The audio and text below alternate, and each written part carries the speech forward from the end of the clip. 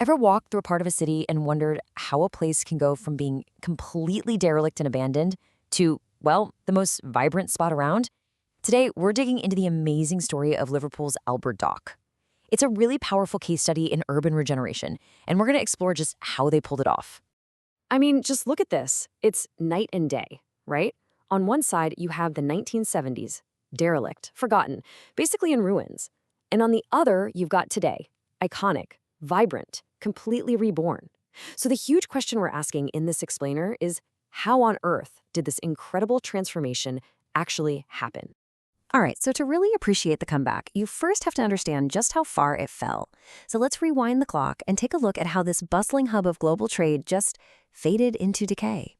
What's pretty wild here is just how fast things changed. So the dock opens way back in 1846. By the late 19th century, it's an absolute powerhouse for things like cotton, sugar, and tobacco. We're talking one of the busiest, wealthiest ports in the entire world. But then fast forward to the mid-20th century, and new tech starts to make its design totally obsolete. By the 1970s, it's a ghost town. The warehouses are empty, and the whole area is just falling apart. So what was this big, game-changing technology? Well, it was a single idea called containerization. The whole world started using these huge, standardized shipping containers. And the old docks, which were built for people to load and unload loose cargo by hand, they just couldn't keep up. The world of shipping literally moved on, and the Albert Dock was left behind. But that wasn't the end of the story. Not even close. Because in the 1980s, a really ambitious plan started to take shape. This was the turning point. This was the beginning of the Great Restoration. And the whole project was built around this brilliant concept: adaptive reuse. The idea is, instead of just bulldozing these incredible historic buildings, why not reuse them for something completely different? It's a genius strategy that lets you preserve history while you build for the future. And this lays out the process perfectly. Step 1, preserve those historic structures. Step 2, restore all that amazing original architecture. Then, here comes the clever part. Convert those massive interiors into museums, shops, apartments, you name it. And the final step? Weave it all together into the modern cultural and commercial hub we see today. So, did it actually work? Oh, you bet it did. The restoration didn't just save a few buildings, it sparked a massive economic and cultural boom for the whole city. And the proof is right here in the numbers. The Reborn waterfront now pulls in over 6 million visitors every single year.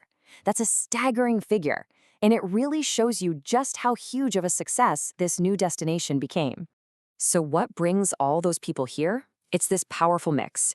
You've got world-class cultural spots like the Tate Liverpool and the International Slavery Museum sitting right alongside bustling shops, great restaurants, and even apartments. They basically turned old warehouses into tourism magnets. And, the impact went way beyond just ticket sales. This is what economists call the ripple effect. The project generated millions in tourism cash, it supported thousands of jobs, and it caused property values in the area to shoot up.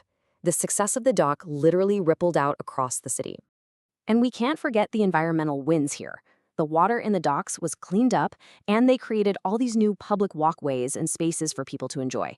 Plus, by reusing the old buildings, the whole project was way more sustainable than just building everything from the ground up. But this is where the story gets a little more complex. You see, no project on this scale is ever perfect. And beneath the shiny surface of this incredible success story, there were some hidden costs. This quote just perfectly captures the issue. While the regeneration was this huge economic tide for Liverpool, it didn't necessarily lift everyone in the city up in the same way. Yeah, this slide shows the two sides of the coin perfectly. On one side, you have the obvious gains, a tourism boom, new jobs, higher property values. Great. But then you look at the other side, the pains. A lot of those jobs were low paid or only seasonal. Rising property values brought the very real risk of gentrification, pushing out long-time residents. The point is, the growth wasn't felt evenly across the board. And that really gets to the heart of the challenge. The amazing success of the Albert Dock didn't magically solve Liverpool's bigger economic problems. It kind of created this prosperous little bubble on the waterfront, which in turn just highlighted the ongoing inequality in other parts of the city. So, what does this all mean then? When we look back at the Albert Dock, what's its real legacy?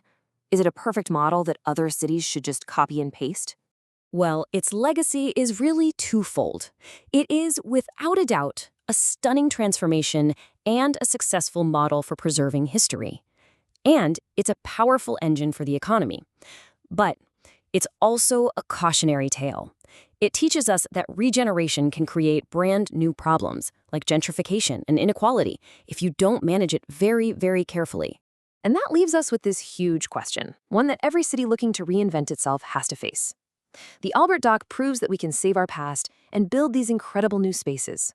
But the real challenge for the future is figuring out how we can get all that progress while making absolutely sure the benefits are shared by everyone.